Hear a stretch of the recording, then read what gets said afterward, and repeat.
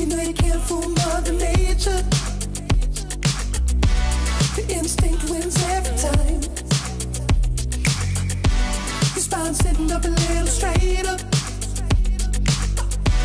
When your eyes lock on your mind. And I think... Bonjour à toutes et tous, aujourd'hui on va prendre un café avec Vincent Kobe. Vincent il succède à Linda à la tête de Citroën. Bonjour Vincent.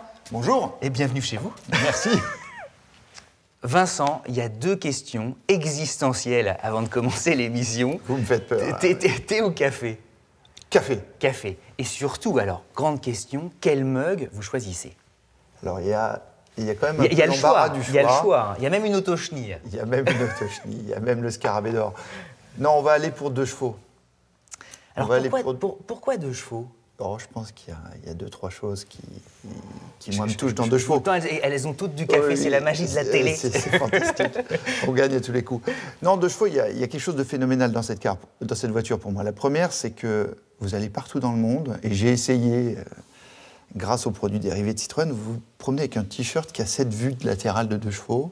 Et il y a des gens dans des pays où on n'en a jamais vendu une qui savent exactement ce que c'est. C'est très rare une silhouette comme ça qui, instantanément, déclenche 2-3 sentiments chez tout le monde. Et je sais ce que c'est, ouais. même si je suis incapable de dire le nom, mais je l'ai déjà vu. 2, je suis attiré, attaché par le côté décalé, le côté approchable, le côté humain et ce côté intemporel. Après, d'un point de vue purement technique, c'est un ovni dans le monde dans lequel elle a été lancée. Ouais, c'est certainement un moment de grâce de Citroën, c'est de l'innovation technique, c'est un design fantastique et intemporel, c'est une voiture abordable, c'est une voiture qui change les modes de transport à travers un pays. Enfin, c'est un monument d'histoire, cette voiture. C'est drôle et passionnant et émouvant de vous entendre parler comme ça de Citroën, parce qu'en fait, vous ne venez pas de Citroën. C'est chouette que vous soyez déjà amoureux de la marque. Je vais prendre ombrage de ce commentaire. Si on rentre un peu dans l'histoire, moi je suis originaire du nord-est de la France. Ma grand-mère était instite. Et en fait, ma grand-mère était instite dans un petit village qui est entre Nancy et Toul. Et vous savez, à l'époque, l'institutrice, c'était le contre-pouvoir de l'Église. Hein. Et donc, comme vous étiez le contre-pouvoir de l'Église, il fallait avoir un statut. Donc, ma mère a été éduquée dans une traction 15. Tous quelque chose. On a tous une histoire comme ça. Ouais. Et puis, si on avance, bon, il est vrai que moi, ça fait près de 20 ans que j'habite pas en France. Mais avant de partir, dans les années 90, la première voiture que j'achète, c'est une ZX quand même. Oui, et puis la première, c'est une ZX Vulcan, pardon, et vous en aviez en voiture de fonction. Voilà, exactement. J'avais à peu près tout le cheptel ZX, depuis la version 1,9 litre Atmo entrée de gamme comme voiture de fonction, jusqu'à une Vulcan turbodée oui, c'est très personnel en plus. Maintenant que vous êtes au cœur du réacteur, quelle image vous faites de la marque? Alors ça, c'est assez rigolo, et en fait, il faut aussi le remettre dans une certaine perspective. Moi, j'ai passé, on va dire, pour faire simple, 20 ans de ma vie en France et 25 des 30 dernières années à me balader à travers le monde, principalement en Asie et en Amérique du Nord. Moi, j'ai quitté donc, un Citroën innovant, décalé, des DS, des CX, des ZX, des AX, et puis aussi un Citroën qui par moments se cherchait. Il y a eu quelques véhicules qui étaient plus, on va dire, difficiles à promouvoir ou à... parler de BX, d'Axel, de véhicules où on sentait une marque qui hésitait. Qui ont néanmoins leurs fans. Voilà, qui ont leurs fans, mais le côté bizarroïde, en fait, voilà, surgit... qui avait poussé le bizarroïde assez loin, on va dire, par moment. Et là, je reviens et j'ai le plaisir de travailler pour Citroën. Et en fait, on découvre, moi je découvre, la plupart des collaborateurs l'ont bâti, un Citroën beaucoup plus...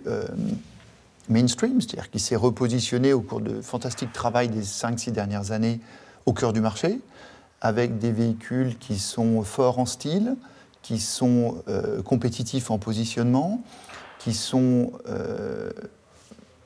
clairs et alignés sur une marque forte. C'est une marque qui s'est redressée, qui a défini son identité, qui en est fière, et qu'il montre dans ses concessions. Oui, c'est amusant, c'est comme revoir, pardon, j'en bafouille un peu, mais un membre de sa famille qu'on n'a pas vu depuis très très longtemps. Exactement, mais ça m'est arrivé pas seulement pour Citroën, ça. Oui. Qu'est-ce que vous aimeriez justement insuffler aujourd'hui à Citroën? Si vous voulez, moi, il y a une analogie que j'aime beaucoup, c'est que, pour prendre l'analogie du corps humain ou de la convalescence, si on veut, on ne va pas passer directement d'une période de difficulté à une période de course de fond. On va d'abord se lever, ensuite on va redresser les épaules, puis ensuite on va sortir et courir. Je pense que si on fait cette analogie-là, Citroën aujourd'hui, c'est relevé. Quand vous regardez ça, vous avez une marque qui est debout et qui commence à élargir les épaules, à être fière Bien d'elle-même. assise et tout ça. Si on regarde les années qui viennent, voilà, pour la faire simple, on va refaire du Citroën. On va refaire des produits innovants, décalés, qui provoquent l'amour, l'attachement, la réaction, et qui en même temps restent très fidèles à ces notions d'innovation, de confort, de proximité. Alors, on est gâtés parce que les années 2020 démarrent sur les chapeaux de roue. C'est quasiment les années folles chez Citroën. Il y a l'Ami qui vient d'être découverte et qui rentre justement comme ça de plein pied. Alors, si je peux me permettre, je pense que les années folles chez Citroën, on en a vécu pas mal quand même. Il y a eu les années 20, il y a eu les années 30, mais bon, entre nous, les années 40, les années 50, les années 70, on s'est quand même bien lâché. Oui. Donc c'est sympa, c'est quand même une marque qui fait des années folles. En fait, oui, c'est ça. Toutes les décennies, c'est des années folles. Mais si on se projette dans les années 2020 et qui vont venir, effectivement, on vient de jeter un pavé dans la mare de la mobilité urbaine. Je crois qu'il faut appeler ça comme ça. C'est totalement inédit, oui. Si on regarde autour de nous, qu'est-ce qui se passe ? Il se passe que le monde est en train de changer dans sa perception vis-à-vis de l'environnement, de la responsabilité, de la sustainability, comme on peut le dire en franglais. On a des phénomènes sociaux assez forts, enfin particulièrement vrai en France, mais pas seulement en France, de mécontentement d'une classe moyenne, de certaines formes des abusés dans la rue, vis-à-vis du pouvoir, vis-à-vis des entreprises, vis-à-vis de la liberté individuelle. Je crois que c'est comme ça qu'il faut le regarder. Et puis on a des villes qui deviennent des lieux de contrainte entre le trafic, la pollution, les règlements, l'urbanisation, et ainsi de suite. Et là, qu'est-ce qu'on vient de faire ? On vient de dire, vous savez quoi ? L'image de le transport propre est seulement pour les gens qui peuvent payer 70 000 € et plus, elle est fausse. Elle n'est pas fausse d'un peu, elle est fausse d'un ratio de 10. On va vendre des voitures, des véhicules, des modes de transport qui vont s'échelonner dans une gamme de prix, et ça commence par un objet de mobilité qui vaut 7 000 €. Mais en dessous de ça, c'est non seulement ça vaut ça, mais en fait, vous pouvez vous l'offrir ou l'offrir à vos enfants pour l'investissement initial d'un scooter, la mensualité d'un téléphone portable, et vous avez un objet qui est clos, qui est chauffé, qui protège votre environnement et qui vous permet de vous déplacer en ville de façon totalement électrique, avec une facilité de rechargement absolue. Donc là, à la Citroën, on prend le problème, on le met sur sa tête et on dit soyons sérieux. La liberté individuelle, c'est important. Et puis c'est un nom qui était dans le patrimoine de Citroën. Oui, ça c'est rigolo. Et aussi, puis en plus, ça parle à la planète entière. C'est un ami, c'est un copain, c'est... Ouais. Ça, c'est... Là, on sort du produit ou des enjeux de transport, on parle de marque, de nom. Si on sort de l'automobile, il y a un nom que je trouve très intéressant, qui est... il y a un opérateur de téléphonie en France qui s'appelle Orange. Vous voyez, c'est un coup fabuleux, ça. C'est-à-dire, vous prenez quelque chose qui est dans n'importe quelle cuisine et vous le transformez dans votre nom commercial. En fait. Ça n'a rien à voir avec la téléphonie, mais c'est génial. Et effectivement, dans le patrimoine de Citroën, il y a ce nom, à mon avis, sous-utilisé dans l'histoire, qui est, on a une voiture qui s'appelle Ami. Et qui est très attachant, en fait.